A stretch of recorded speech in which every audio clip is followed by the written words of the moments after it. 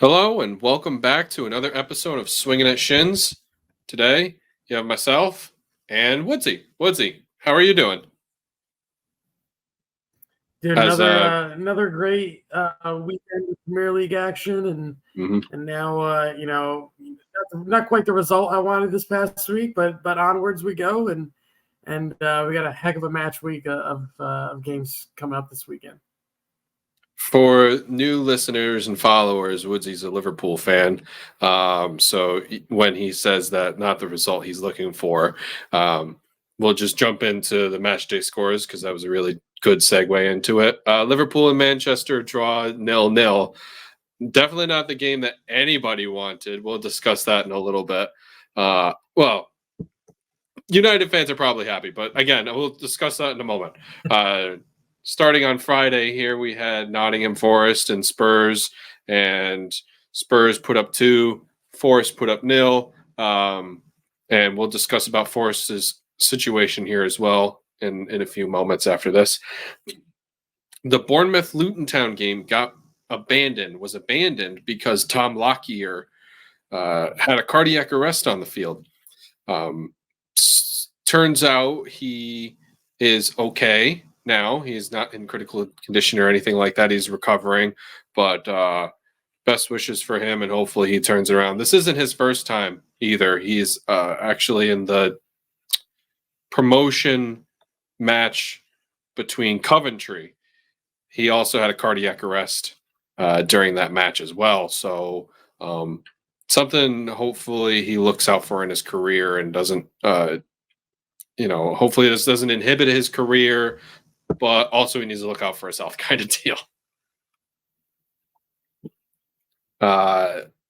Moving on, we had Chelsea beating Sheffield 2-0. City, a surprising City draw. This is out of nowhere. At City Field, at the Etihad, 2-2 against Crystal Palace.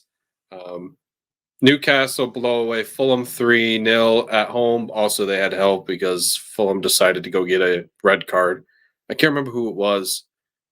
Oh, it was Raul Jimenez. Straight up just like almost drop kicked the guy in his chest. It was pretry bad. He wasn't even arguing it was a red, and that's when you know as a player and as a fan, you're like, yeah, you're going to go see a shower early.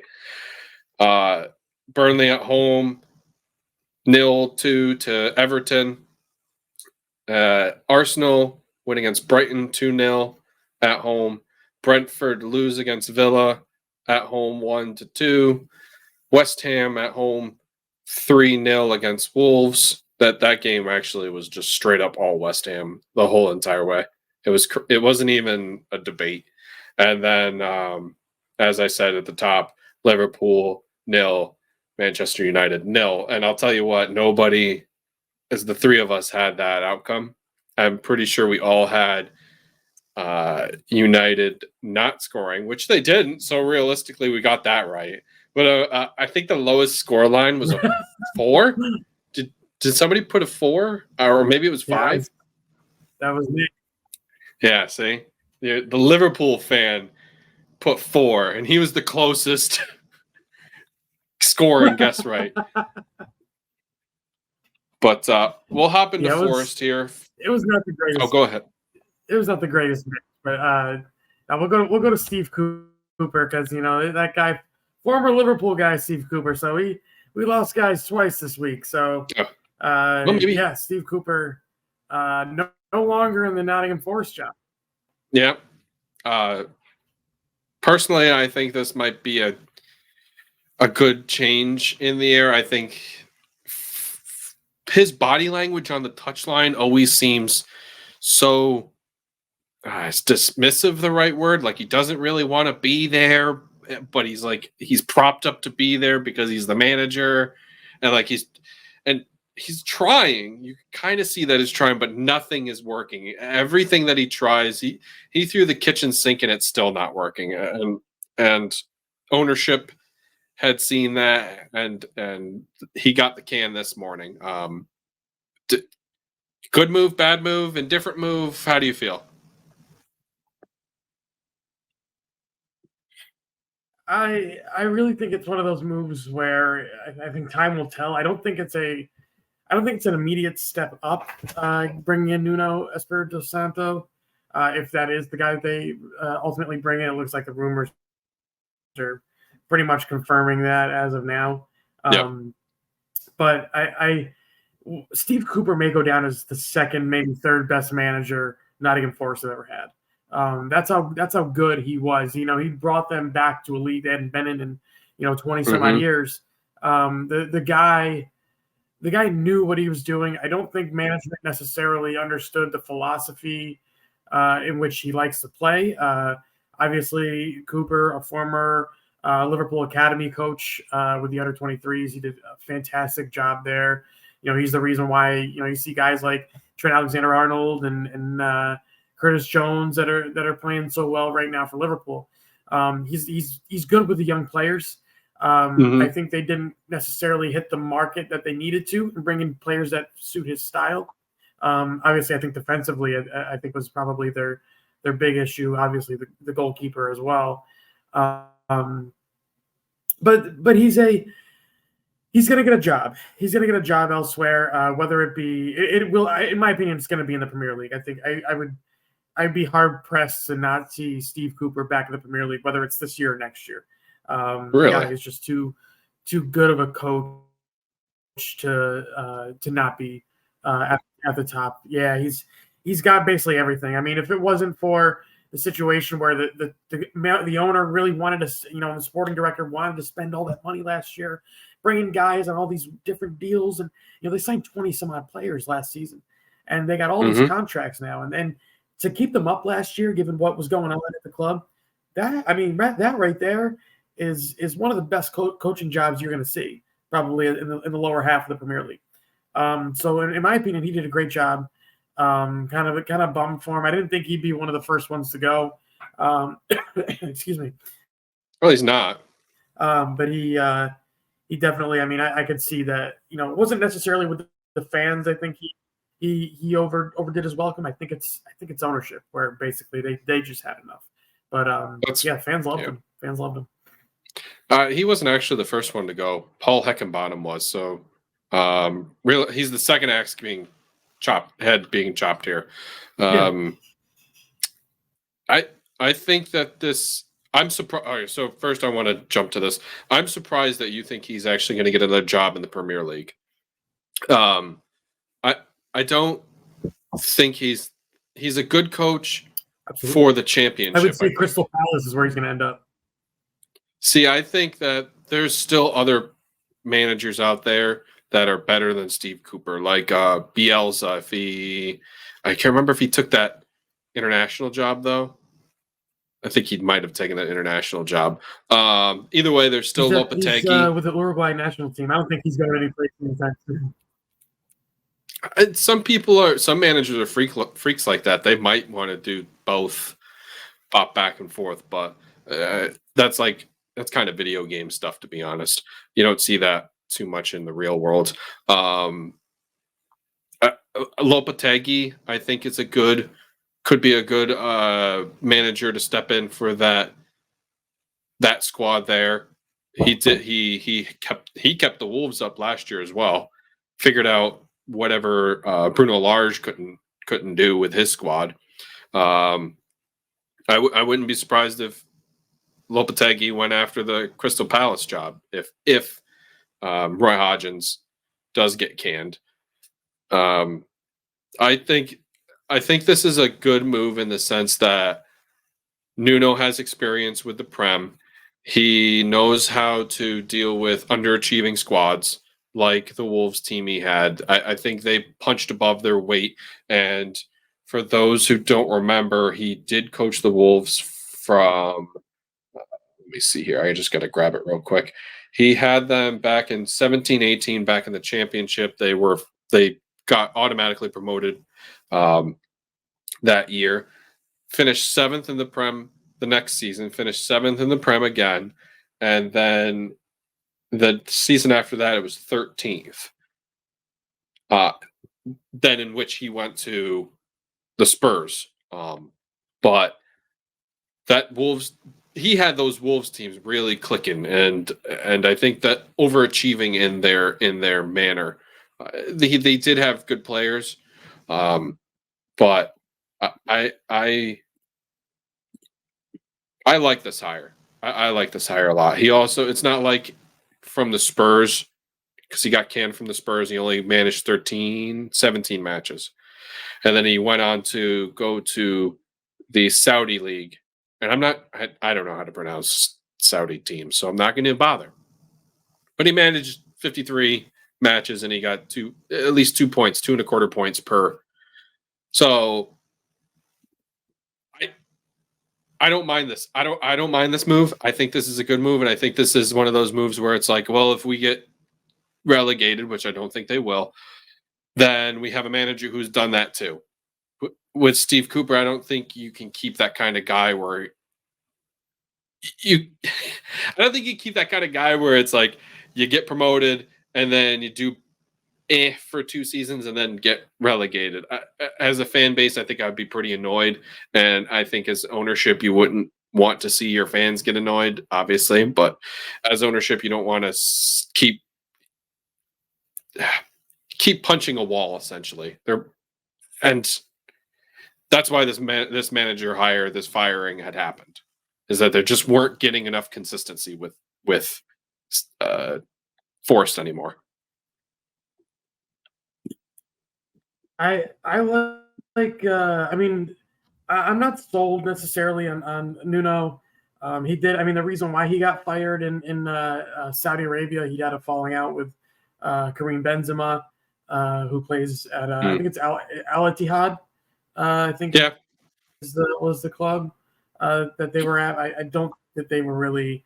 I don't think he can really manage a lot of those big, the big hombre guys, like the ones that have the big personalities, the ones that kind of, want to run the show, basically. I don't think he's a guy that can really manage that. He also had a signing, Jota, who came from Celtic, who signed in the summer and basically had a falling out right away before his first game. So, I mean, the guy has issues, I think, with certain types of people in the locker room. Now going to a club that has all these signings that have basically just come in the last year and a half, 2 years. Can he make it gel, and can he do it without his top players? Probably his best striker is Taiwo Awoniyi. Taiwo's been on and off the injury list all year. Can he go without a striker? They're already struggling to score, and then you look at his teams. When he was at Wolves, what was a lot of their issue was scoring. Defensively, they were usually pretty good, but scoring was usually their issue. So I think who can he bring in when it comes to the transfer window coming up in about 2 weeks? Is he going to be able to get somebody in there that's going to run the show? Can he go out and get a maybe not the actual guy, but a Ruben Neves type player? Or I'm sorry, who's the Neves that played for João Neves? No, I'm thinking of the wrong one. I can't remember. I'm losing it off the top of my head now. But the guy that went actually to Saudi Arabia as well. So I think definitely he needs to have that player, especially in the midfield and the defense, that he can rely on. It was Connor Cody in the defense, and it was Neves in the midfield when it came to Wolves, and that's who he basically hung his hat on every match. And can he do that with any of these guys? I don't think so. I don't think he's got a legitimate top-end defender. I don't think his goalkeeping situation is that good. The midfield is it's like Swiss cheese at this point. So he's got, outside of having Gibbs White and Awoniyi, and maybe every now and then Alango when he decides to show up, he doesn't really have a squad that he can really mold the way that he did with that Wolves team. So it's going to be interesting if he can do it. I think this might throw them back into the relegation hunt, or at least maybe into that 15th, 16th, 17th range where they end up finishing for sure now. I think they're probably already there anyway. I haven't looked at the table. I'm guessing they're probably 16th or 17th. 17th, yeah. But I think it's going to be a tough ask for him. 17th. So I think it's going to be a tough ask for the guy. He's got a lot going on here. But I like Steve Cooper. I could see him easily getting that Crystal Palace job. if Hodgson does go. He's already got a pretty decent relationship with the ownership at Crystal Palace, so I'm thinking maybe that's where they lean. I mean, they're getting a guy that's one of the better managers in the Prem as far as bottom half teams go. So I'm not losing hope yet on Steve Cooper. I think he's a good. He may look like he's falling asleep on the sideline every match, but I think he's one of the better managers in the Prem. I don't know. From what I've seen from Steve Cooper, I just don't. I think I want more personally, so it's hard to see him in the Prem for me. What's crazy is I've kind of forgotten that Ethan Horvath is a goalkeeper for Forest, and they haven't tried him. I don't know if he's injured or not, but they've tried Matt Turner. They've tried their Greek guy. I'm not even going to pronounce his name because it's going to be embarrassing. Then they go back to Matt Turner. Go for it.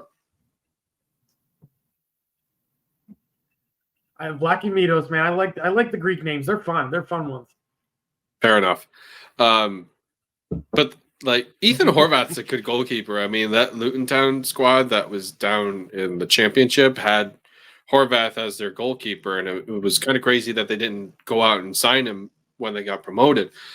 I don't know. Do you go and give him a chance if you're a Nuno? You've seen what Matt Turner's done, and it's been less than acceptable. You've seen what nope.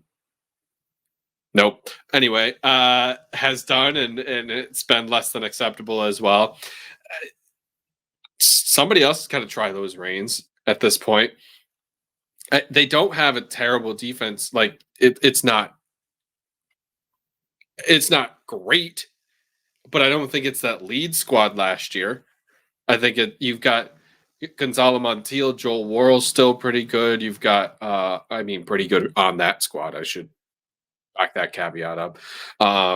Willie Bolly's old, but he's kind of like a no nonsense center back where you kind of just huff the ball out. Harry Tuffalo isn't terrible, but again, these are players on that squad. Let's bring it back to Harry Tuffalo real quick. Tuffalo, this guy, I don't know. Here's what we got to realize.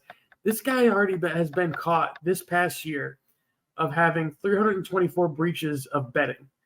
And he has not been charged yet. Right. He's not been suspended. He's right. The only. I don't understand why he is the only one. And obviously Paqueta too. But Paqueta, I mean, is a little bit of a different deal with the betting. He's more of like a match fixing type deal.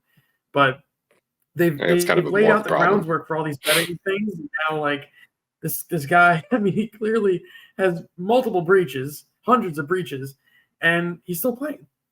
But there's Ivan Toney just sitting there 8 months, almost 8 months later now. I think it's kind of an embarrassment that he's actually on the squad.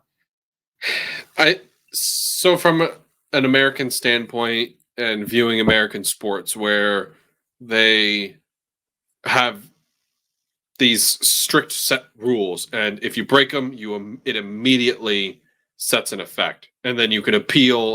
Like I'm just explaining for people who are new to sports and stuff like that, and then you appeal, and then you could still play. And I think what we don't see, there's a lot of backroom stuff that's going on maybe in the Premier League where there's dialogue, but we're not seeing it because they're keeping it closed doors.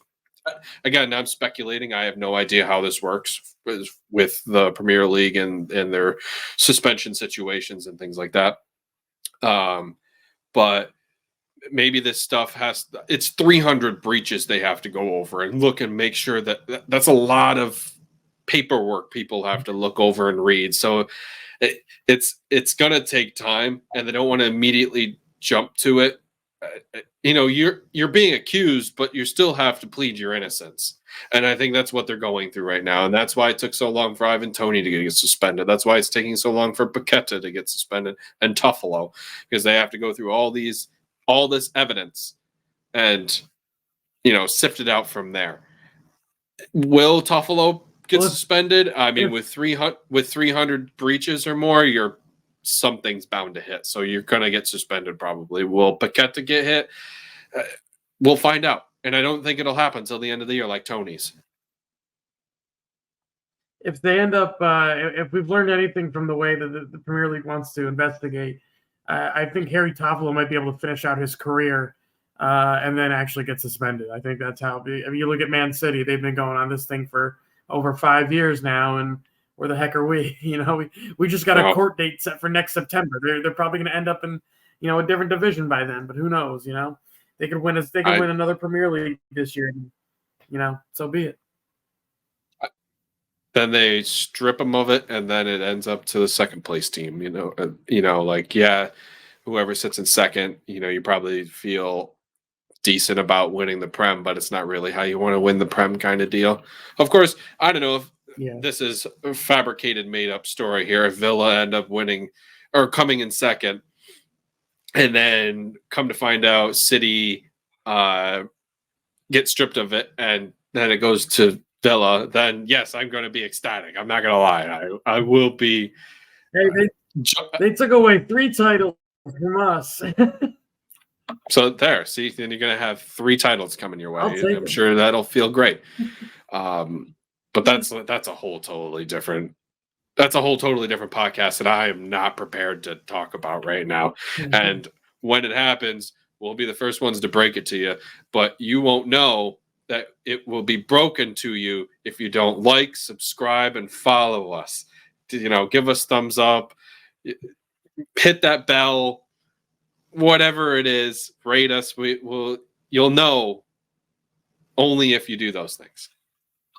And honestly, who needs to hit the bell? City. They need to ring that bell, man. That bell needs to come hard and fast because they are looking terrible right now. Hopefully they stay that way. I agree. Maybe show up against Arsenal and Villa every now and then, but no. I'll tell you what. You could see this thing coming from a mile away, but you just never knew when exactly it was going to hit. You could tell that there were going to be moments where they would hit a little lull, but this is clearly the biggest one I can remember in the last 5-6 years under Pep, where his team is just they can click during a game, they can look unbeatable, but they can turn off just like that, and you don't recognize them at the same time. So I put a lot of it actually on the defense. I think Ruben Diaz has been absolutely crap this year. It went from being quite possibly one of the better center backs in the league last year to I would say probably one of the more overrated center backs in the league this year. I don't know how he decided to make that transition, but he did it. Josko Gvardiol, who they just signed for the biggest defensive signing in Premier League history, and I think actually in the world, eclipsing Virgil van Dijk. He's been crap this year, and they're playing him in a weird spot. They're playing him, left center back, left back type area. Not quite really his forte. He's usually good in a back four at that left side, but they've got him really, they've got him marauding down the wing. They got him going up the sideline there. So definitely a different role for him. And honestly, I don't think Kyle Walker's been as good as he's been in the last 2 years. The only one John Stone's been injured, been out, been wishy-washy when he's back. They don't. Yeah. The only one that's been decent is Nathan Ake. He's the only one that I can honestly say has been good. And Ederson has, to be honest, Ederson has looked at times like one of the worst goalkeepers in the league this year. There's still Onana. I mean, Matt Turner also probably has that thing right now, but I don't know. I don't know what it is with Ederson. He's missing a lot of saves that I normally would think he'd get. Saves that you see guys like Alisson Becker and Ter Stegen and Courtois get when he's healthy. But I don't see him really making those game-changing saves like he was 2-3 years ago. Doesn't really look up to it. As positionally has been a little bit weak. And I honestly, he's not been very good on crosses this year. I don't know, maybe his history, people can, correct me on that. But I don't think he's necessarily that good this year when it comes to set pieces and balls into the box and set pieces. He looks very soft. He looks kind of almost confused whether to go get the ball or hit the ball away or catch the ball, whatever it might be, sit back. Like he doesn't really have a a positional sense right now when it comes to balls like that. You look at the Luton Town goal, it was the same thing. Luton Town went up 1-0 at the half. It was one of those long balls from set pieces into the box, and or not from set piece, but it was one of those long balls basically where he didn't quite know whether to come out, he didn't know whether to stay back, decided to swing for it, missed. He's not quite really at his level yet. And I think the majority of it ends up being there. You talk about losing Gundogan. Obviously, De Bruyne is on his way back, maybe in the next week or two. I really think that the majority of it falls on the defense. And this is one of those times where you can really see, that City didn't spend as much as they normally do in summer windows this past year. I think it's going to end up being that they go and get another center back, to maybe pair up with Gvardiol in the future. But I just don't know where exactly they will be able to fix it, because it seems like they turn off and turn on so quick and so unpredictable.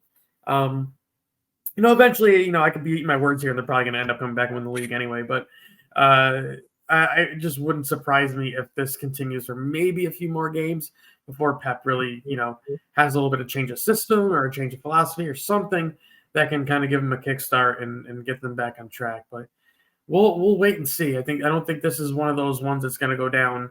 I don't think this is going to be one of those seasons where you just write it off for City. They go win an FA Cup and something else, maybe.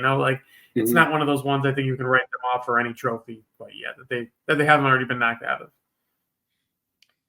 So I want to add that Rodri's been extremely good for this squad as well.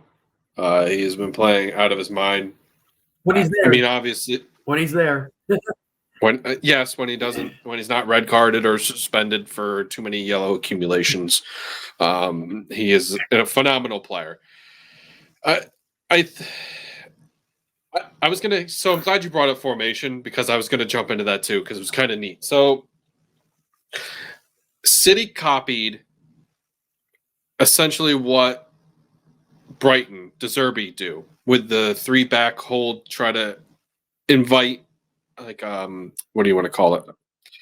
A simulation transition. They try to simulate a transition or a counterattack by inviting pressure, which is what Villa do now. They never quite did. Playing out of the back will do that, but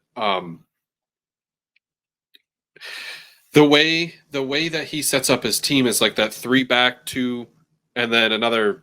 I don't know how does that math work? 5, and then another 4, and then 2.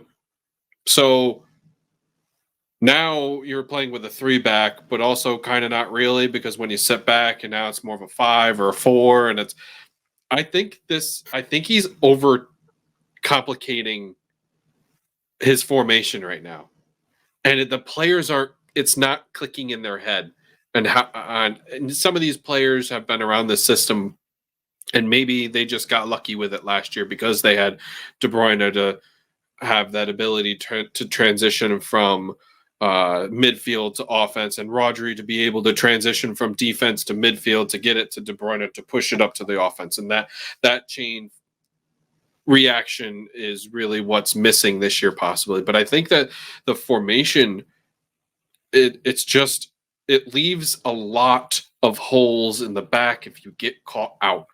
And that's what happened with the Crystal Palace match. They got countered on, and it was a good over-the-top ball, and it happened to find I can't remember who the hell it was. But nonetheless, it was Mateta. It was a low ground cross, and it having that 3-back, if you don't recover quick enough, then you're caught. You're caught in a counter, and then you're scrambling. And like you said, Ederson hasn't been quite like Ederson has been, and he hasn't been whether to stick or go kind of deal. So that's leaving your back line exposed even more, and that's where we're getting those random goals that seem random, but it's not really random because the formation is in a way that is almost setting them up for failure. Maybe they need to go back to a 4-back system again. And I know that it's it turns into a 3-back anyway because you have your wing back running up to whatever side you're playing on to overload, and then there's your 3-back. But they're clearly having defensive issues. They're giving up goals at a rate in which City don't typically give up goals, and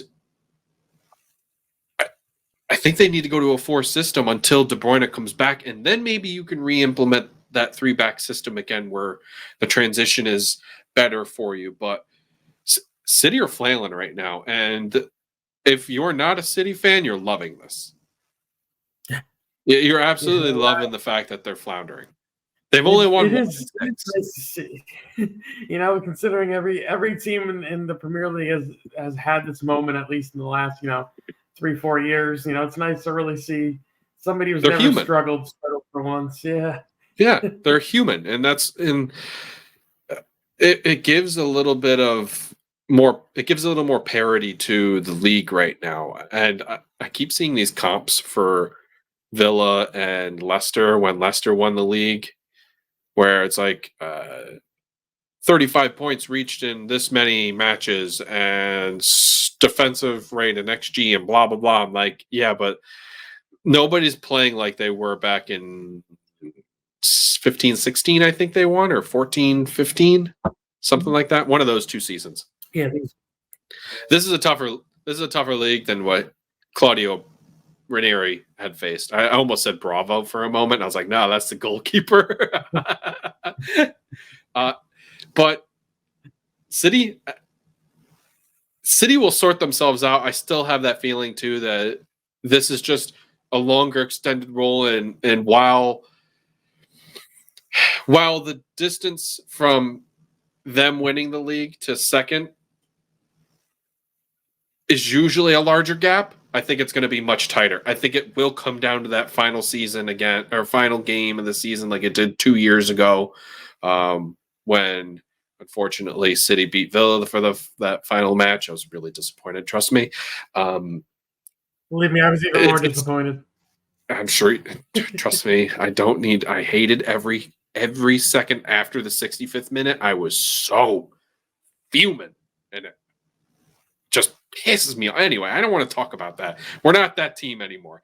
Anyway, City probably will still end up winning the league, but it's going to be on the final day. It's not going to be, set 3 games prior. I mean, I could see that, but I think there's so much. This league is now down to every match week means a little bit more to the clubs that aren't Manchester City. That's how I would put it. I think it means, say Liverpool had beaten Manchester United this past week. Liverpool would have a 12-point lead with 2 games in hand on Manchester City going into the new year. That would be or going into Boxing Day. That'd be incredible. Like when's the last time you could say somebody was 12 points above City? It was probably like 4 or 5 years ago. So I think it's these games now mean more for everybody else who's in the hunt. So for Villa, for Liverpool, for Arsenal, than they do for Manchester City. Manchester City now have nothing to lose. The other teams are the ones with everything to lose. You've got this lead on them now. Can you hold it? The pressure's on them. So if Pep Guardiola really wants to, rile up his guys, like we know he can at certain times, I think that's the way he's going to go about it. He's going to basically say that, hey, you guys, we're the ones that are just, we just need to hang around. Somebody's going to fall back to us because the pressure is going to get to them. The only team you can really say has felt the pressure and who has leadership that's felt the pressure before is Liverpool. Arsenal haven't felt this before. Like not even last year. Last year they were, you think of it, they gave up the lead with 6-7 games to go. So I understand what they're saying there, but they've also never won the league. The only team I could probably say Arsenal, maybe. Yeah, I would argue Arsenal. Team. I was thinking Chelsea, but everybody's gone. But they have yet to win a trophy. In the last couple of years with Arteta. Outside of the one fluke FA Cup where everybody was basically injured, and there were no fans in the stand and everything like that for the entire tournament. I would say that you really gotta pump the brakes. I think a little bit on Arsenal. Arsenal need to prove us. They need to prove us wrong. And it was the same way with Liverpool. Liverpool, first year, we won the European Cup, lost by a point to City in the league. Second year, domination, absolute domination, biggest win in Premier League history. So, for me, Arsenal need to make that next step, and it's going to happen either this year or next year. It may not be this year, but Arsenal needs to prove that they can they can play consistently, and they're doing that right now. They're absolutely doing that. But can they pull away? Can they go against the grain and go against the pressure that comes with a title race against the most fraudulent team in the sport right now, with everything that's fixated around them. So, I mean, it's like having a guy who's never played baseball before go up against Barry Bonds in a home run derby. It's until you actually beat him, nothing means anything. That guy's going to win every single time. So I still think you got to pump the brakes a little bit on Arsenal. But they need to sustain the lead they have. They need to build upon the lead they have, and they show that they can go a full season without having any of those hiccups. And a lot of them, they want to blame the Saliba injury last year, and I see where injuries can hinder a season. But I mean, you look at some of the games that they had, the Southampton game. I mean, you're 2 goals up on Liverpool at Anfield. You can't give up 2. You can't. They almost gave up a third. A lot of those games you look back on and you're like, boy, if they can get 3-4 points there, the whole league's different. The whole league is different. So they need to show me a little bit more throughout the entirety of the season before I can really jump on that bandwagon. But I still think Arsenal are going to be able to manage their weight, and as long as they go out and get a defense, I think they got to go out and get another center back. I do believe Rhett is right, and they shore up the defense. So if an injury like where they got thinned out with Tomiyasu and Saliba, and then they're using Rob Holding, and that's just not a recipe for any type of winning element. And I think Arsenal could. Go ahead. I think Arsenal could pull off a win if there's definitely 3, and this is why I stuck with what I said. I think if it isn't City, it's Liverpool or Arsenal, and then it's everybody else. And that's just I think Arsenal are the most battle tested out of the rest of the league, and then Liverpool, then City. So I could see that. I could see that exactly. City, Liverpool, Arsenal, or some combination of those 3 teams up top. I don't expect Villa to hang around at third or even squeak at the top. It's a possibility for next match week, actually, but that's here nor there. I'll discuss that later at another time. And I don't think Spurs have any type of firepower to push for a top spot, even though they did have that hot month, or realistically 3 months. They had a hot 3 months because their manager won the league, the managerial award for 3 months in a row. I don't think Newcastle's fallen apart. They're literally just every player has an injury. They're using academy kids. United is not. Manchester United is just not a squad I would put any type of faith in being anywhere near the top 4 this year.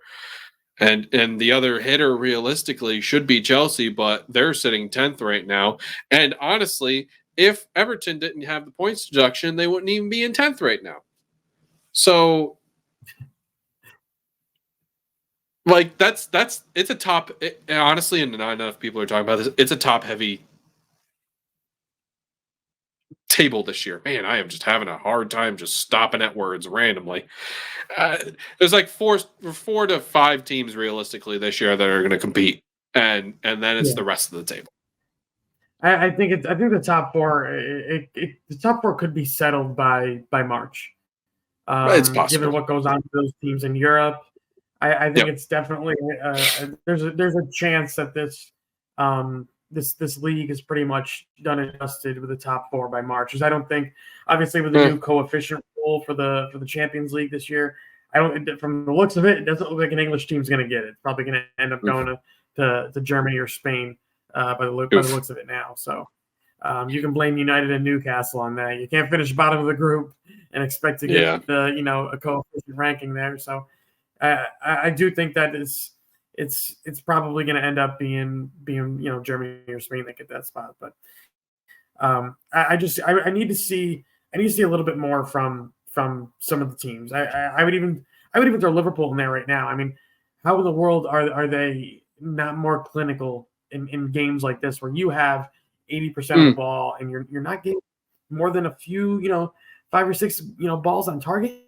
You gotta do a little bit better. They gotta be more presuming you're talking about the Liverpool United match here, because I was actually just about to pivot to that, so I'm kind of glad you went that way too. And it's not only that match though, Aaron.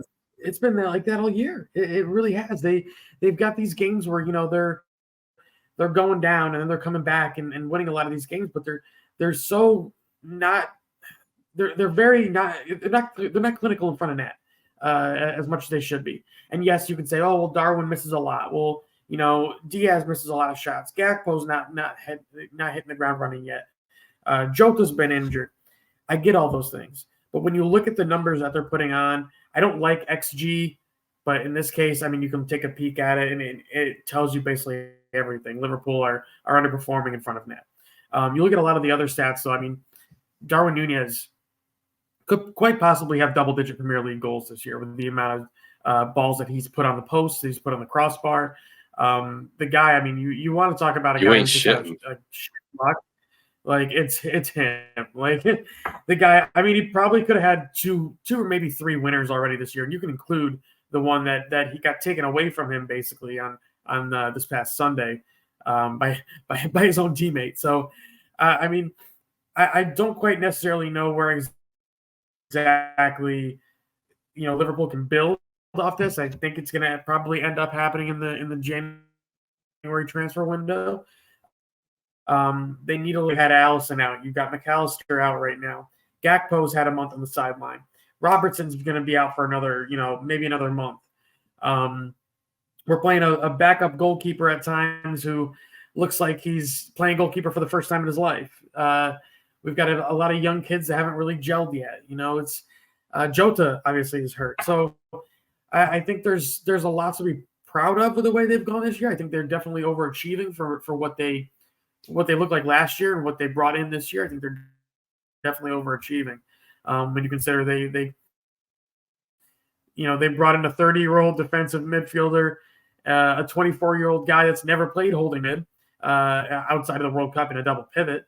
And you've got a 22-year-old kid who's shown that consistency is his flaw, and that's Dominic Szoboszlai.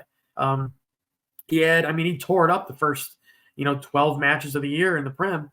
And you look at his last couple of matches, he looks like a shell of himself. I don't know if he's tired. I don't know what's going on, but he doesn't look like he's like he's the world beater that we saw he was. So there's a lot of things going on there, but then again, you look at this match and it all comes down to tactics for me. One team looked like they were trying to win the game. One team looked like they were trying to get out of there with a draw. That's exactly what happened. The team that, Manchester United did not look to win that game. You can say what you want about that. Stats show it. The formation shows it. The fouls show it. Every single aspect basically says that Liverpool tried to score and Manchester United tried to score once. So, I mean, it really didn't have much of a back and forth as we normally expect in this game. That being said, I'm just upset that Liverpool didn't get the. I mean, that's a free 3 points staring right at you in the face. And first 20 minutes, half hour, they should have put it away right there. The chances they have two shots with basically an open net, missed them both. 2 guys clashing in the front of each other, 2 feet from net.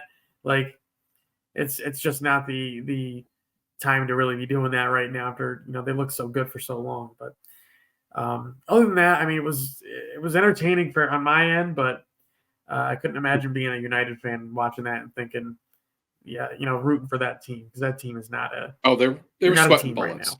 They're really, yeah. But so, like you said, formationally, that's the way the game played out for United, and I agree with that. I think that they were only going to look for a draw, and in the old adage, a draw can be a win, but a draw can be a loss, and that's how this worked out. A draw was a win for United, and a draw was a loss for Liverpool, and I think as what Ten Hag needs to do now is like, look, you went to Anfield, you didn't give up a goal, we got a point.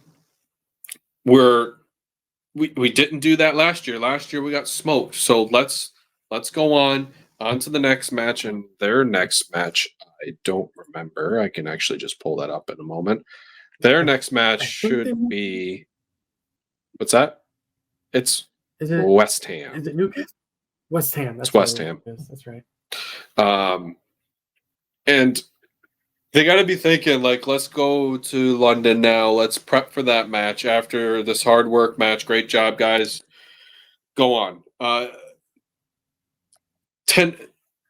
Yeah, I mean, you hit the nail on the head. There was no way they were looking to score goals in this match. There was no they don't have the firepower to score goals. They're pretty much just looking to Garnacho at this point. And hey, kid, can you just score a worldie like every match? Because that would be cool, kind of deal. Rashford he just looks so bad, and I don't get it, because I like the guy as a person, but as a player right now, he looks like he's 19 again and trying to figure out what to do, where to go, and I don't know if that comes down to managerial positioning and what tactics and whatnot, or just could come down to being tired. A lot of those players also played in the World Cup, and tired legs equals tired mind, which equals terrible team, and that's another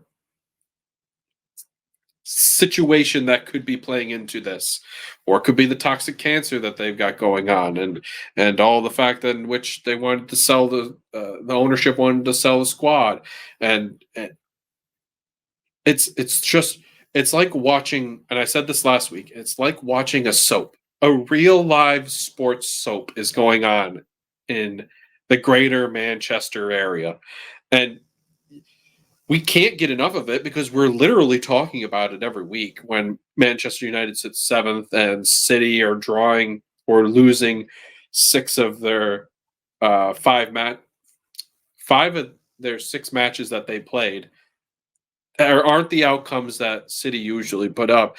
It's definitely a fun season to watch in that point, but I don't really see United having any type of, this is where they're going to be. They're literally going to sit 7th, and that's what I'm trying to get at this point. They just don't have any type of cohesion. Everything is a rumor that they're going to sell somebody or buy somebody at this point. And whether Ten Hag is on the hot seat to get fired, there's no dialogue in which they say, Manchester United's going to win this match because of XYZ, or they're gonna put up a good match or a good fight because of XYZ. It's always rumor news, and that's it. There's no validity to any of their squad. It's comical.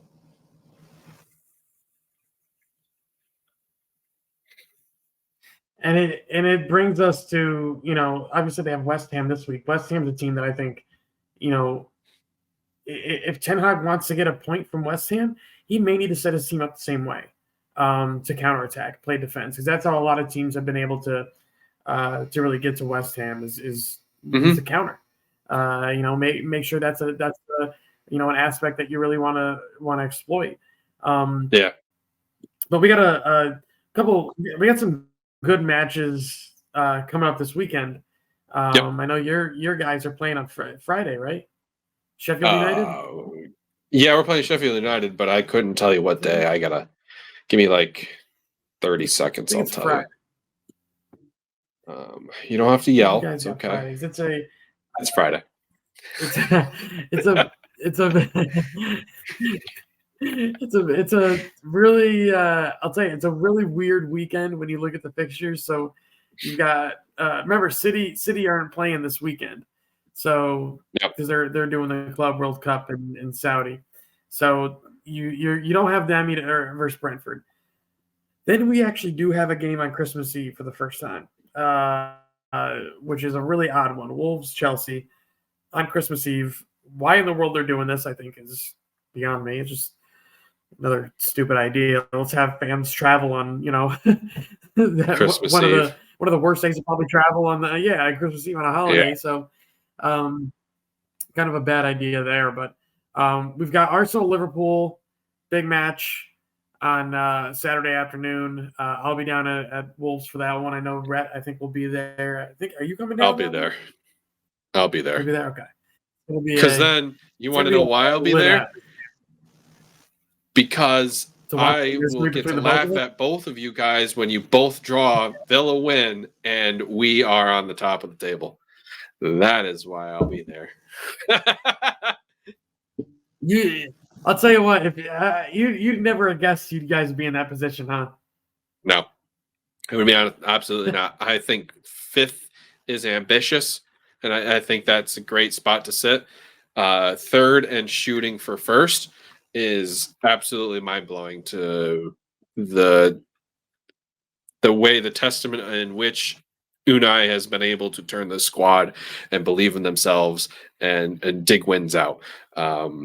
Yeah, do you want to jump into Matchday 18 predictions? Run this real quick. Yeah.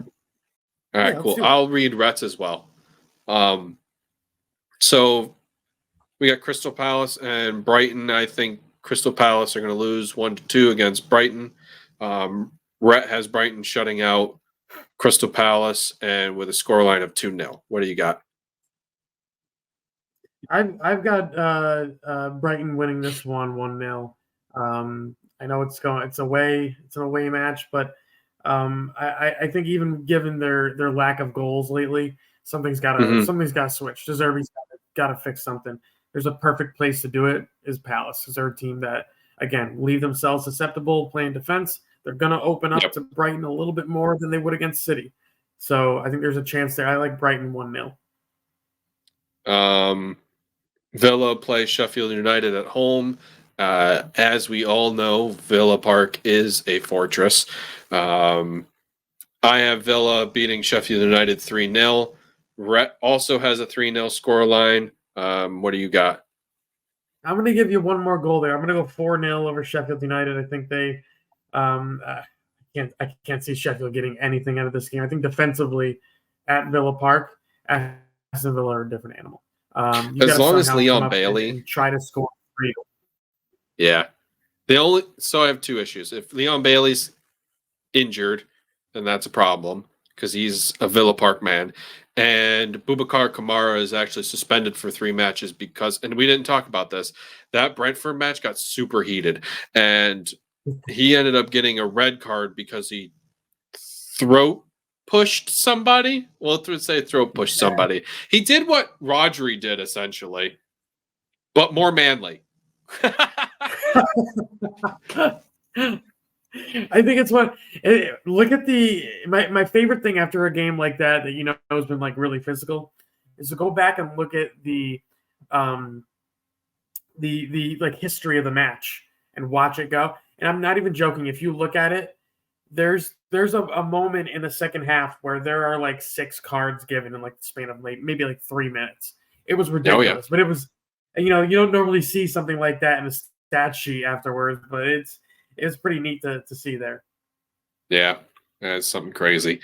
West Ham and United play. I have a 1-1 draw line. Rhett has a 2-0 to West Ham. How about you?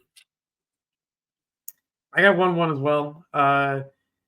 Bruno Fernandes is back for United, but I don't think That won't that's do going to that put them much. over the top. Yeah. I do think, I do think if United score first, they got a better chance of winning this game.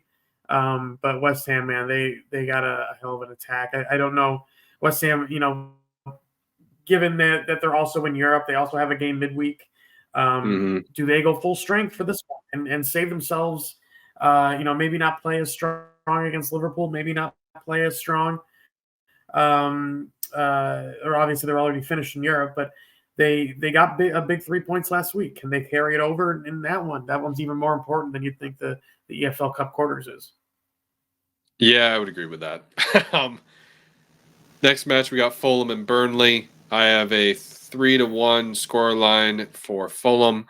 Rhett has a 4-0 score line towards Fulham. How about you? I'm gonna go 3-1 as well for Fulham. They got a win actually this afternoon in PK's Everton in the EFL Cup. Hmm. 7-6 was the Yo. final in pens there. So they go through, but I like the way Fulham are playing when they do have a healthy squad. Jimenez, I don't know if he's going to be back for the. No, he's out. He's out for this game. So Yeah, he's out for I think it's 3. going to be probably Vinicius up top then. So yeah. So it'll be a mixed bag of attack, but I think their attack's been good enough. I mean, they've scored 16 goals, 17 goals in their last however many games it is for last Hmm. 4 or 5 games in the Prem. So they've been playing pretty well. So I'm going to ride that bandwagon until it falls off the tracks. Fair enough. Next match, we got Luton and Newcastle. I look at my score line and I'm thinking, why did I choose this score line again? Um, and honestly, I think it's because what Luton have done at home between Arsenal and City the last few matches. I have a 2-1 score line towards Newcastle, but Newcastle, I think, score them late. And I don't think that uh, Luton will. I see something similar to what happened with City. That's where I'm getting with this. Rhett also has a 2-1 score line, so clearly I'm not out of my mind. How about you? I'm going big here. I think no Tom Lockyer, I think, is a big miss for Luton Town. I know they're going to be coming back home. However, I like with what they did today, Newcastle against Chelsea. Um, I like the way they're playing. They don't care Yeah, if they're but in possession. They don't care Nkunku's if they're out of back. possession. It didn't matter. Didn't matter. Yeah, Yeah, I like Newcastle. I'm gonna go 5-0 Newcastle. fair enough. Um, On to Forest and Bournemouth, where Forest may have their new manager at this point. We won't entirely know until after the recording. Um, Forest are home, and I went with a 2-2 line. Forest play pretty decent at home. Bournemouth have been playing pretty, punching well above their weight in these last month and a half or so. Rhett went also with. Am I sure that I just didn't copy my own again? No, that can't be true. He also went with a 2-2 score line. No, it's not. Okay, we have different scores. The next one will prove otherwise. How about you? I like Bournemouth in this one. I think Forest. I mean, yeah, new manager bounce usually gets the team up. Obviously, they're at home. That place has been a pretty treacherous place the last couple of years for visitors to come.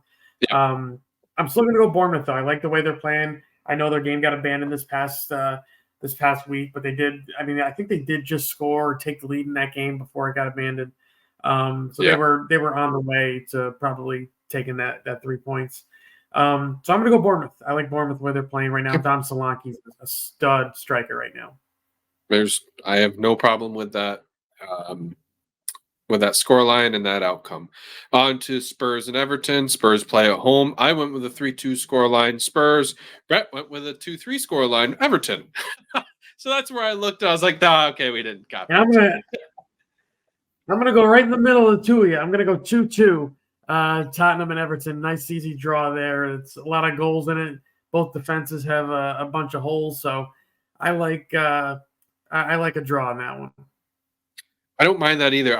This one actually was the hardest one to put an outcome to. I looked at it, I was like, I legitimately paused for about 3 minutes. I was like, I don't know what to do with this.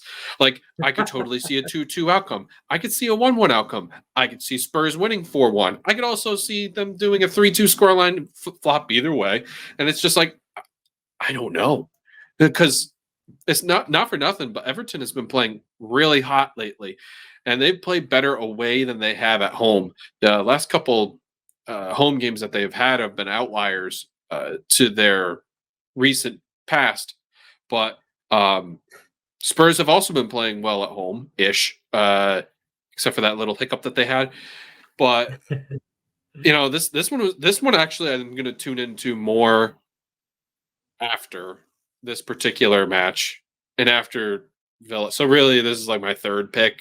The next match that everybody should tune in for is the Liverpool Arsenal match, which is exactly what we have now coming up. I have a 1-1 draw. Rhett has a 1-2 victory Arsenal. How about you? I can only imagine it's going to be an outcome in which Liverpool win. Yeah, it is a 2-1 Liverpool win over Arsenal. Arsenal haven't won at Anfield since 2012. It ain't going to be this year. They can keep, hoping for that one. It wasn't last year. They were up 2-0 last year at Anfield. And that was the epic Xhaka, Trent Alexander-Arnold, debacle there where they got in a fight, and that was the beginning of the end for Arsenal. So I'm hoping almost the same style of game this time around, because I'll be honest with you, that was one of the more fun games I remember from last year. First half was all Arsenal, second half was all Liverpool, and it ended in a 2-2 draw. So definitely, I think it's one of the better matches of the season. I think it's a better match. I think it's a more even match when it's at the Emirates, because I do think not to bust on Rhett's guy Arteta, but Arteta's the guy that's been playing. You'll never walk alone at the Arsenal training sessions to prepare him for this. I don't think he's necessarily ready for a match at Anfield the way they've been prepping the last couple times. So I got to lean Liverpool on this one. They're pissed off from the United game. They know they let 3 points slip away. They can't allow this 3 points to go as well. So I'm going to go Liverpool 2-1. I'm going to segue real quick. Do you remember when NFL teams pumped for their practices, pumped fan audio so that they can for away games that they had to play? That's exactly what I think for when you said Arteta plays Never Walk Alone in their practices. I was like, holy shit. That's crazy. I thought that what is the Arsenal the TV show that's on Prime there? I can't remember the show. But that's where they showed it, and I believe it was that match afterwards. I think they got beat 4-0 at Anfield or something like that. It was not good for him. But hey, same result this time? I'm hoping not. I'm hoping for a draw. Anyway, one where I'm not hoping for a draw, we have Wolves and Chelsea. I have Wolves losing 2-1 against Chelsea. Rhett also has Wolves losing at a scoreline of 2-0. How about you? I'm going right with you. I'm going 2-1 Chelsea. I want to give Wolves the benefit of the doubt that they can at least get a point out of this one. Wolves play the type of football that when you go up against a Chelsea, it's one of those teams that can compete pretty much on an even level. This is the type of football that Gary O'Neill thrives in. When he's able to basically sit back and counter, and then all of a sudden at the end of matches throw on a couple subs and just let loose for 5-10 minutes. That's what he's done quite a bit over the last year or two. I gotta go Chelsea. The way they're scoring goals now, outside of today's match where I thought they were very lackluster. Obviously the subs didn't help them. Caicedo should have been sent off today. Go back and look at that challenge. Second minute of the game, Caicedo should have been sent off. Straight red. Okie dokie. So that was an ugly one. But I'm going Chelsea 2-1. All right. Well, that's your match day prediction score lines. Hopefully, some of these come out as 3-pointers for us. I haven't been keeping up, and I just finally kept up with our totals. Woodsy is at 99. We have actually skipped a couple weeks because we, one, forgot. Two, it's just the three of us, and we sometimes forget as well. I'm sitting at second with a 94, and Rhett is sitting in third with 88 points. He claims he's a late bloomer. We'll see what happens. I'm usually just the middle of the line, so this is perfect for me. If I sit second, this is exactly I planned this whole time. Oh man. Well, I've got nothing more to talk about personally. I don't know about you. Listen, I'm good, man. I gotta go. I gotta, cook some dinner for the wifey here, and the Very dogs are nice. actually quiet for once, so I might try to get some stuff done. And Take a that nap? really happens. Oh my god, could you imagine if I could time to take a nap? It'd be like, is this 6 I'd be a.m. so already? much prettier. I'd be so much Well, that's prettier if I not could take helping. naps. I doubt it. All right, guys. This has been another recording of Swinging at Shins. You can catch us on Spotify, YouTube TV, Apple Music, pretty much wherever Anchor drops. I think iHeartRadio is an option as well. We're active on Facebook and Instagram. We don't have a what do you call it? X? I mean, I know I sounded old there for a moment, but it sounds weird saying X, just X, instead of Twitter. It's still Twitter to me. We don't have a thread either. TikTok, catch us on TikTok. We do have one of those though. And that's pretty much it. TikTok, do you TikTok? Do you do like the dances and stuff that the kids do on TikTok? I don't Bro, TikTok. If I did dances, I would break both of my knees. Unhealthy knees is what I have. I could see you and Rhett doing like a little, Oh, you think so? Yeah. Well, maybe we should do one at the bar. We'll do one at the bar. How about that? Yeah, you throw a couple back with me. Maybe we'll see where it goes. Done. Deal. So look out for that on Boxing Day. If you don't have anything going on Boxing Day, I know I just thought of this and I was just about to sign off, but go to Wolf's Beer Garden, say hi to Carl and Sam and all the bartenders. Woodsy's repping some Wolf's paraphernalia. Go buy some stuff.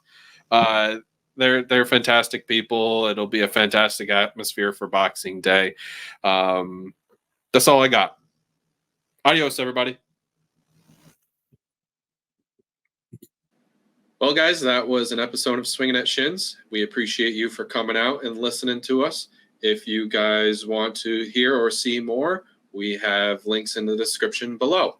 We hope to hear from you soon and hear more about what you have to say.